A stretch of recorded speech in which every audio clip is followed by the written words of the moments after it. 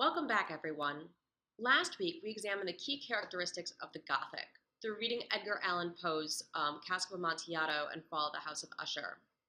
For the next 3 weeks, we're going to be examining how two different authors riff on the Gothic mode. That is, how they use the Gothic mode to purposes that are other than trying to frighten us as readers. This week, we're going to be starting with Jane Austen's Northanger Abbey. So in this lecture, we're going to do three things. I'm going to give you background information on Jane Austen, some background information on Northanger Abbey, and then some information on how Austen is using the Gothic mode. All right, first of all, some information on Jane Austen. Jane Austen is a Regency-era novelist. Her dates are 1775 to 1817. She was a contemporary of Frances Burney, who wrote Evelina, which you read a couple of weeks ago. And her writing actually might remind you a little bit of Evelina. There's a reason for that. Austen was a huge fan of Frances Burney's writing, and she drew on Frances Burney's writing for inspiration in her own novels. But Jane Austen is also somewhat different from Frances Burney in terms of the trajectory of their careers and their fame. And here's what I mean. Burney was incredibly famous in her own time. She was sort of like the J.K. Rowling of the end of the 18th century. But she began to wane in popularity, and by the end of her life and following thereafter, she had actually passed mostly into obscurity. In the 19th and most of the 20th century, very few people read her novels. And it really wasn't until, I would say, about the 1980s that feminist scholars began to recuperate her work, and it began to be taught more regularly within college courses. But Jane Austen, by contrast, was not necessarily quite as famous as Frances Burney during her own lifetime. Her novels were popular, but she by no means had a kind of J.K. Rowling-like status. However, after her death and thereafter, her work has gained in popularity. And she's now one of only a couple of classic writers whose works continue to be read by large numbers of people today and read for pleasure. And by that, I mean that there are large numbers of people that just pick up novels by Jane Austen outside of college courses just to read for fun. People love Jane Austen's novels. Her novels have been made into films. Some of them have been made into films numerous times, like Pride and Prejudice.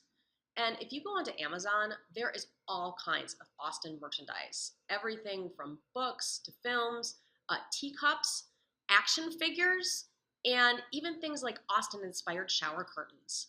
How many classic authors do you know that have their own shower curtains? And then finally, there's a lot of Austen fan clubs. And that includes clubs of people who get together to not just talk about Austen fiction, but actually reenact some of the most famous scenes from her novels. Now, when these people get together, they don't actually have all that many novels to study, because Austen herself was not a hugely prolific writer. She published 6 novels in total. She published 4 novels during her own lifetime, and she actually died at a very young age. She was only 41. After her death, her brother compiled together 2 shorter novels that she had written, and he published them in her name. And one of those novels is Northanger Abbey, which was published in 1818. So here's some background on Northanger Abbey itself. Northanger Abbey details the story of Catherine Morland. And Catherine Morland has a lot in common with Evelina. Like Evelina, she's from a very rustic area of the country, far away from the hustle and bustle and sophistication of the fashionable London world. She's also the teenage daughter of a clergyman, so she's raised in a home where her father earns enough money that the family is comfortable, but not so much that they're rich or fashionable. Now, unlike Evelina, this is a novel that pays a lot of attention to reading. Literally, it catalogs the books that Catherine is reading, but it also pays attention to how she reads different social situations. And FYI, Catherine is a huge fan of the Gothic, with her favorite novelist being Anne Radcliffe, who was actually a very famous Gothic novelist at the end of the 18th century. Now, Catherine's neighbors, the Allens, who are wealthier than her own family, decide that they're going to take her with them to Bath. And we should view this trip very much like we viewed Evelina's trip to London. Because by the late 1700s, Bath had become a very fashionable resort town that had a lot of the cultural attractions to London without the crowds and the sort of unnecessary, out of this world expense that London had. People went to Bath for two reasons.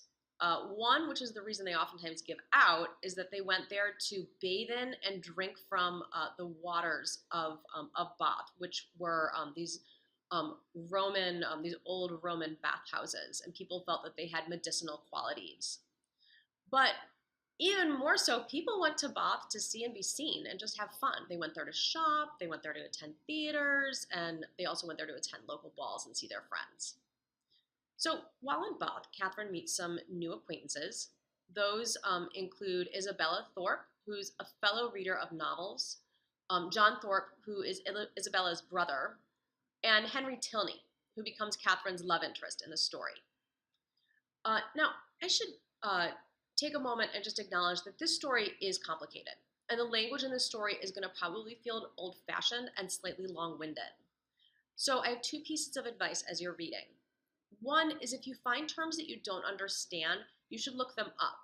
The dictionary I would recommend to do this is the Oxford English Dictionary, which you can access through IUN's library under their databases. The Oxford English Dictionary is what we call an etymological dictionary, so it studies the way that words change over time. And why it's important when you're studying something like an 18th century piece is that it's going to tell you how a given word was used in that time period exactly. In addition, if you find something you don't understand, please feel free to ask me. You can shoot me an email, or better yet, you can ask it on the discussion board. So I just taught this novel to a group of upper-class English majors, and they had a lot of questions about the things that Catherine is doing or saying or things that she hears. So if upper-level English majors are having questions, I imagine that you are also having questions. So please feel free to ask me. I'm more than happy to talk about Jane Austen and to try and illuminate some of the things that she's saying and referring to. Now, I mentioned that Northanger Abbey is a novel about reading, and here's what I mean. Catherine's knowledge of the world is largely taken from her novel reading, and she tends to read the world through the filter of the Gothic, and you can kind of imagine what that world must seem like to someone who is reading it through the filter of the Gothic. The novel then, as a result, is written as a parody, and it's actually written as a parody of two different types of novels.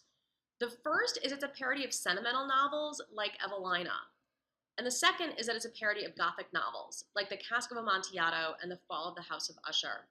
And one way you can think about the novel is that the first half of the novel is actually a parody of the sentimental, and the second half of the novel is a parody of the Gothic.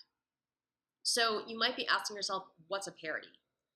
Well, a parody is a literary composition that seeks to imitate another piece of literature, another author's style, or another genre of literature. The purpose of the parody's imitation is comedy. Parody is mimicry with a twist. It's mimicry intended to make you laugh. And the means by which parodies make fun of the original is threefold. One is they exaggerate. They can exaggerate characters or language or situations. They can also minimize. They can minimize characters or language or situations. And finally, they can apply a conventional style or theme but to an inappropriate subject matter. Now, I want to show you how parody works. But as I mentioned in my email, my original example was not allowed on YouTube. So what I want to do is actually sign off from my lecture and then have you read up in a written lecture on how parody works.